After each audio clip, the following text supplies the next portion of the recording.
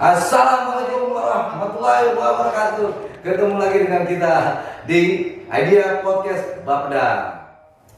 Kemarin kita makan bakso, enak juga tuh di pinggir-pinggir jalan tuh. Yang ada warung-warung rapi tuh di dekat-dekat sini ya. Lampu Merah Tiga Raksa itu ya. Tapi ngomong-ngomong, kita nggak memperkenalkan diri kita dulu nih sebagai apa di sini? Nggak penting. Oh, nggak penting ya, ya penting. Allah. Nanti juga ada di template-nya keluar. Itu tuh nggak penting. Yang pasti ini Tenopi, udah tahu dia ini Tenopi yang paling cuanciek, ya kan? Jolang. Nanti tolong Instagramnya Tenopi ada di sini. Dan kebetulan kita kedatangan teman sahabat tercinta kita. Halo, Bapak Sugi. Apa kabar Bapak? Alhamdulillah. Baik. Tenopi, ya. Silakan Pak Sugi memperkenalkan diri ke teman-teman Idea Podcast Bapeda.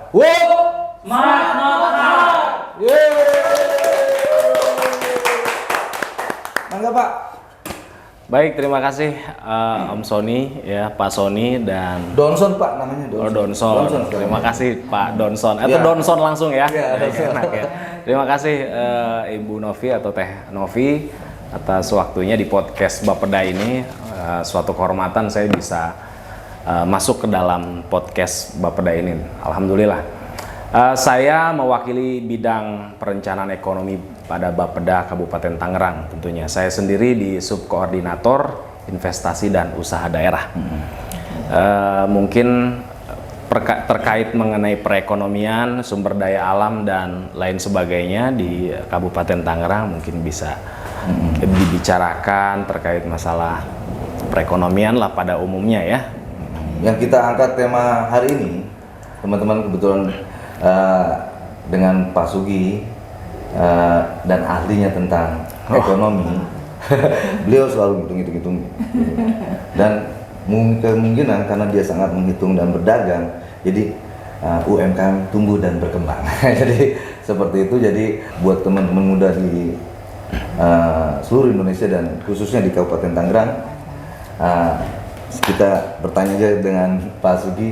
Apa sih ya, dengan ahlinya langsung ya, apa sih sebenarnya sesungguhnya ekonomi kreatif tersebut, Pak Sugi? Silakan. Ya, terima kasih Donson, Mangga. Teh Novi ya. Tadi pada saat awal acara kayaknya ngomong-ngomong kuliner tuh. Ya, betul. Nah, kuliner itu salah satu sebenarnya dari 17 subsektor di ekonomi kreatif. 17 subsektor. 17 subsektor yang sudah dikeluarkan subsektornya oleh Kementerian Pariwisata dan Ekonomi Kreatif. Saya mungkin coba perkenalkan dulu ekonomi kreatif itu apa. Secara definisi, ekonomi kreatif itu merupakan satu perwujudan dari kekayaan intelektual sebenarnya ya, kekayaan intelektual yang bersumber dari kreativitas manusia yang terkait dengan warisan budaya, ilmu pengetahuan dan teknologi. Itu secara definisi. Jadi intinya luas sekali sebenarnya. Jadi pertama kata kuncinya adalah nilai tambah yang bersumber dari kekayaan intelektual yang dikeluarkan oleh kreativitas manusia. Jadi di Kabupaten Tangerang ini 3,2 juta penduduknya pasti memiliki kreativitas, pasti memiliki intelektual masing-masing. Nah, ada kreasi yang disampaikan melalui kriya atau satu produk gitu ya. Ada melalui kuliner kalau itu memang jago masak gitu ya. Ada yang dikeluarkan melalui bagaimana membuat aplikasi, kemudahan-kemudahan segala macam. Itu adalah dunia ekonomi kreatif. Jadi, mungkin seperti itu. Gambarannya, kebayangnya kan UMKM itu makanan aja Pak. Ternyata Ya. memang di sana ada industri kreatif itu termasuk ya kekayaan intelektual ya dan lain-lain. Jadi UMKM itu menyangkut semuanya Pak ya, atau Betul. ekonomi kreatif itu ya.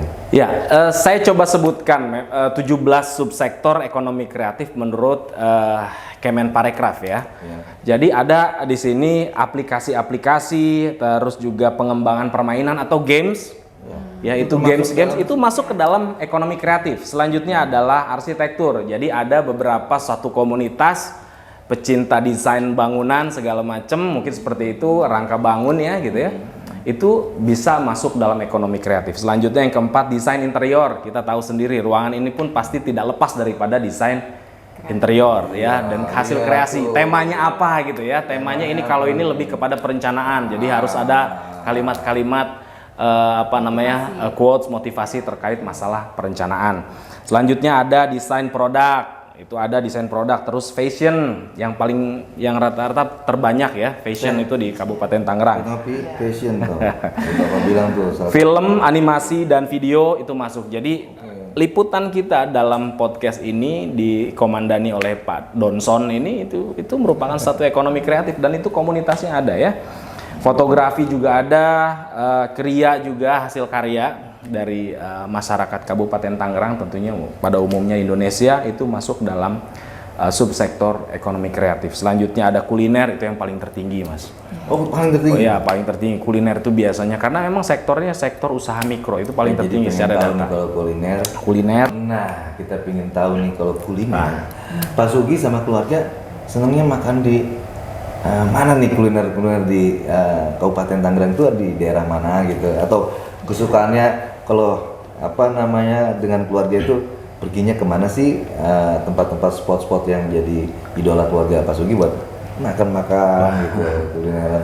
Pertama kalau saya kalau kuliner itu adalah pertama rasa dulu. Jadi kalau nggak cocok berarti kan nggak cocok kuliner. Jadi harus rasa dulu enak apa enggak. Tapi bagi saya makanan itu ada dua kategorinya, enak dan enak banget gitu. Enak dan enak. Ya betul. Penyuka itu ya kuliner, Kuliner ya. Selanjutnya yang kedua, saya selalu mencintai atau menyenangi kuliner daerah gitu ya, kuliner lokal.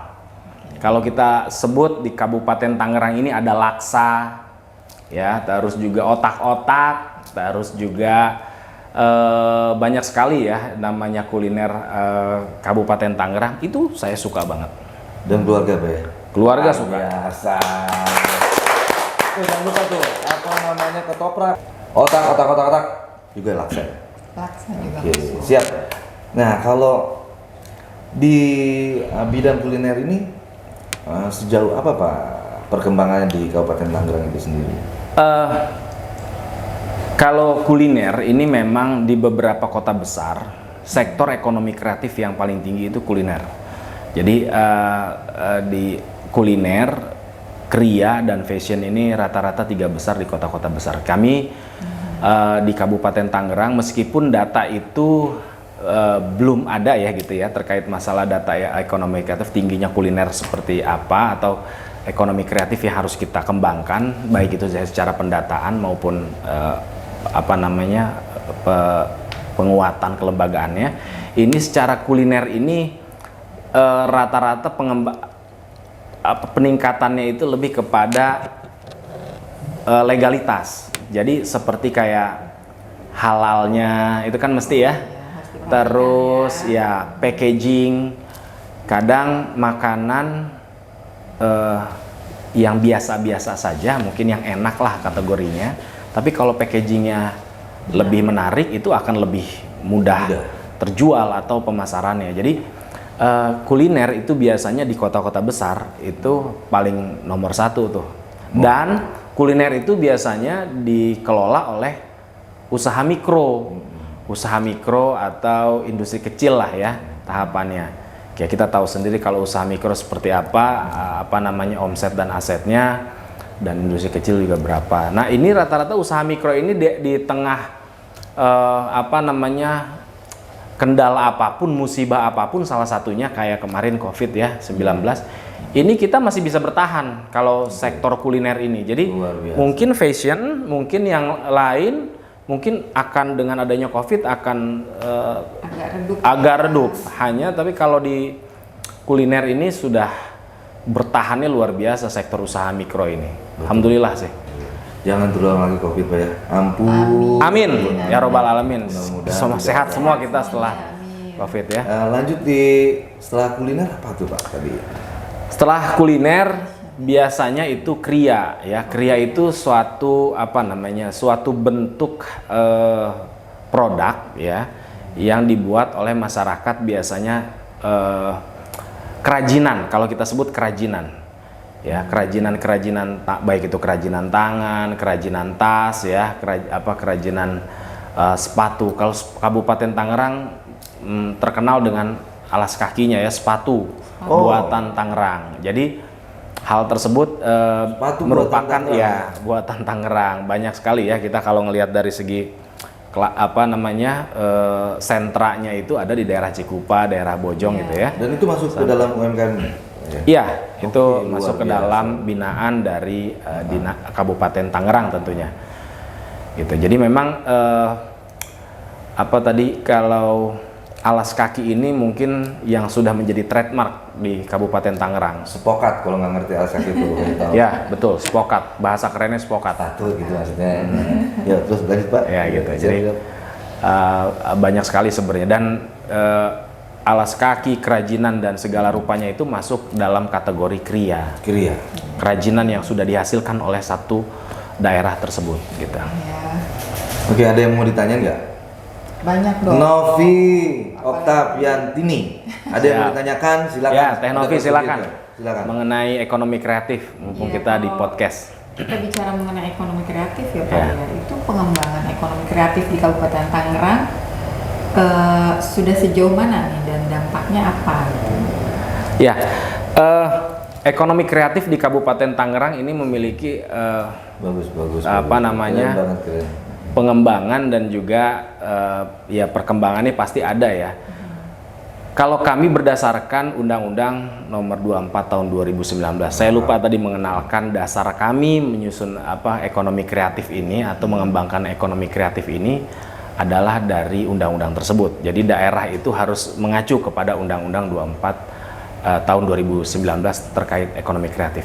Pengembangannya rupa-rupa dari sektor pendidikan, pengembangan infrastruktur, fasilitas, dan segala macam. Ada kurang lebih sekitar 8 langkah pengembangannya yang dituliskan dalam undang-undang tersebut. Nah, pertanyaannya Kabupaten Tangerang sudah sampai mana? Kan gitu ya. Nah, Kabupaten Tangerang ini sedang menyusun di tahun 2023 ini, kami mohon supportnya juga. Pasti, Kami Pak. sedang Pasti. menyusun rencana induk ekonomi kreatif yang diamanahkan dari Undang-Undang 24 tahun 2019 itu. Jadi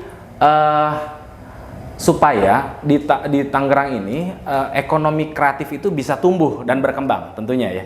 Kita juga memiliki jumlah penduduk yang begitu banyak, tentunya bonus demografi yang disebutkan ya. Kita banyak milenial nih, banyak masyarakat yang masih pada muda-muda ya. Ya ini juga muda sih, cuma mudanya di bawah kita lah intinya begitu ya. Ya mudanya di bawah saya kita, muda sekali. generasi milenial yang penuh tadi ya, kalau saya sebutkan definisi, penuh dengan kreativitas. Betul. Kreativitas dari mereka yang itu menjadi kekayaan intelektual itu ya. Dan itu bisa mengangkat nama Kabupaten Tangerang itu sendiri dari budaya, dari ilmu pengetahuan ataupun dari teknologi. Mungkin seperti itu Dan pengembangannya. intelektual ya seperti yang sekarang kita Betul. lakukan ini, Pak. Yang kita sajikan ini dalam podcast ini adalah masuk dalam Masuk ekonomi dalam kreatif, industri ekonomi kreatif. Gitu. Jadi banyak sekali hal-hal yang harus digali dari ekonomi kreatif. Karena ekonomi kreatif ini sangat luas. Sangat luas ya. Bapeda dalam hal ini ingin menghimpun kekuatan kita secara perangkat daerah. Tadi ya Pak Donson ini sudah menyebutkan Ya, saya Donson, Pak. Dispora Budpar, Dinas Perindustrian Perdagangan, Dinas Koperasi dan Usaha Mikro. Ini coba kita satukan.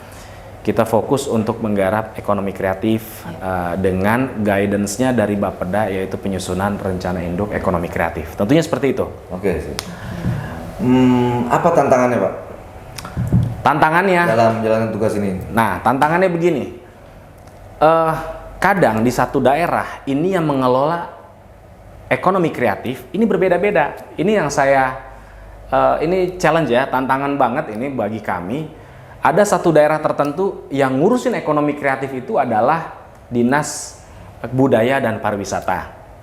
Ya, ada satu daerah lagi tetangga kami yang mengelola ekonomi kreatif adalah Dinas Perindustrian dan Perdagangan, karena ada istilah industri kreatif gitu ya. Industri kreatif, jadi terkesan industri kreatif itu masuk ke dinas Perindustrian Perdagangan. Padahal itu industri kreatif adalah satu lembaga ya yang tak saling keterkaitan mengenai untuk ekonomi kreatif gitu ya. Ya, siap. Kelembagaannya gitu. Jadi ini tantangan bagi kami Bapeda, bagaimana caranya untuk bisa menyatukan perangkat daerah yang berkecimpung dalam industri kreatif atau ekonomi kreatif ya, secara kelembagaan industri kreatif. Bagaimana untuk bisa menyatukan supaya kita menyiapkan visi untuk bisa memudahkan kepada masyarakat terkait ekonomi kreatif yang tadi lokusnya atau fokusnya kepada 17 subsektor yang ada. Gitu, 17 subsektor yang ada dari mulai kuliner sampai kepada fashion yang tadi saya juga tidak hafal satu persatunya, hanya harus kita fasilitasi karena amanat dari undang-undang itu pemerintah daerah ya, dalam hal ini kabupaten kota ataupun provinsi harus mewadahi. Betul. Harus merangkul ya bahasanya untuk dunia ekonomi kreatif ini. Demikian. Oke. Mantap banget penjelasannya, luar biasa. Tepuk tangan dulu dong semua.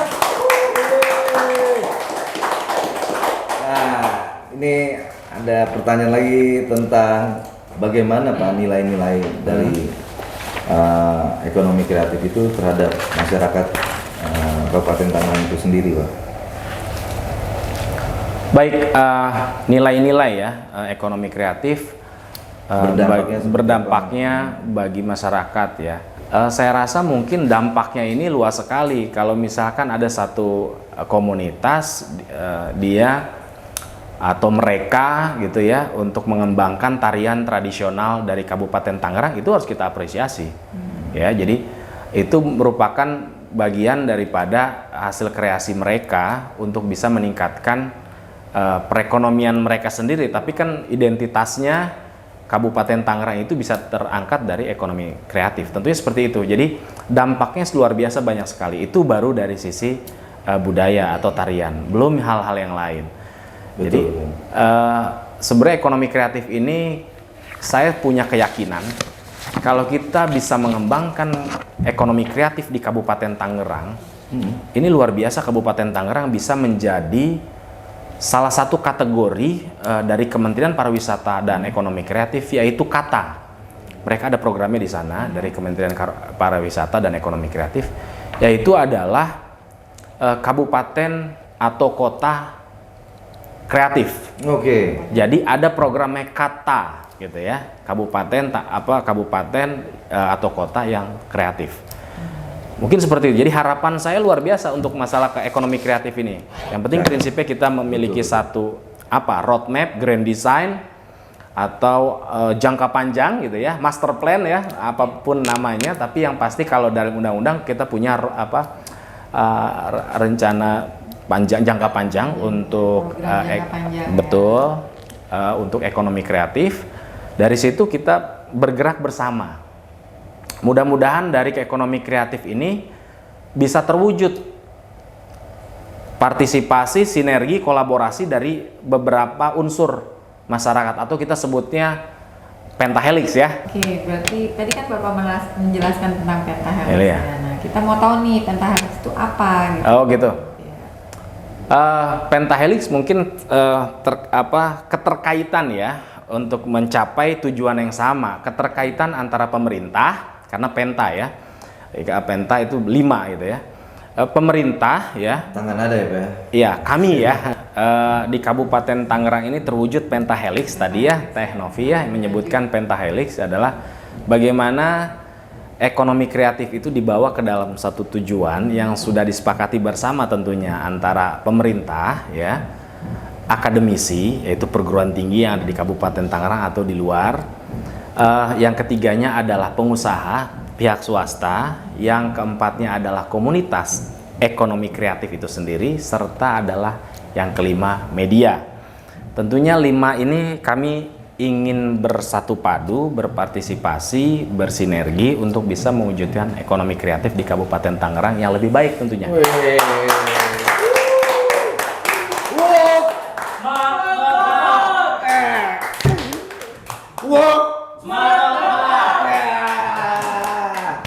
Oke, lanjut.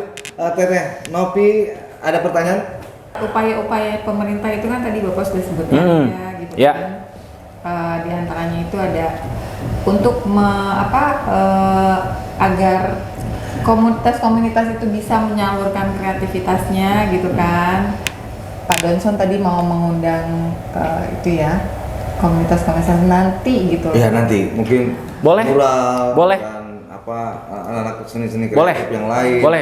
Justru kita undang ngobrol bareng dengan Ya. Bapak gitu di sini kita bicara lebih lanjut. Tapi ada satu nih Pak ya pertanyaan saya. Bagaimana peran pemerintah dalam merangsang ekonomi kreatif?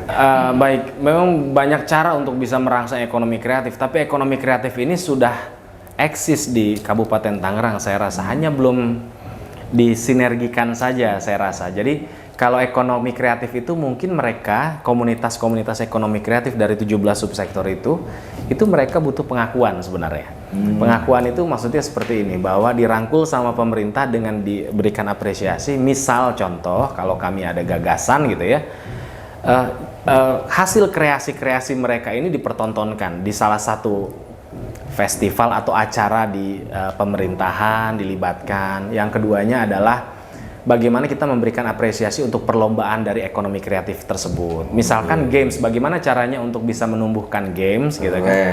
Bagaimana caranya untuk bisa terus harus berpikir bagaimana apa peran kami gitu ya, pemerintah kabupaten untuk bisa dari itu ya, Pak, ya?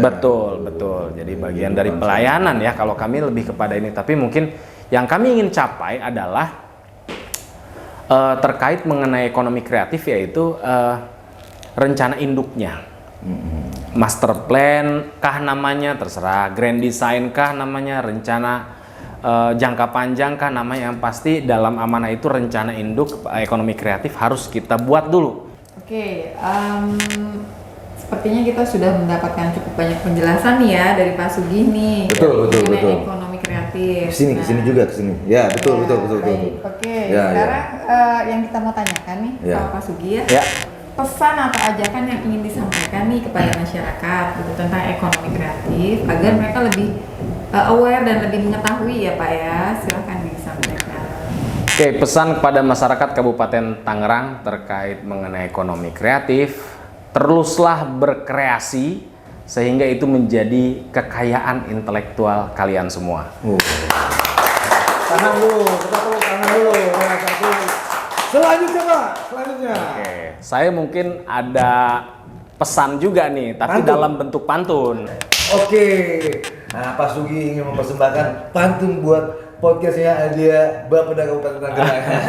Kalau gitu kita berdiri semua, kita mendengarkan, dan ini sangat kita hargai sekali. Sana ya. Jarang ada yang ngasih pantun. Ya di sana Pak. Oke, kamera yang gendut-gendut itu bapak-bapak itu ya, gendut-gendut itu. Silakan Pak Sugih.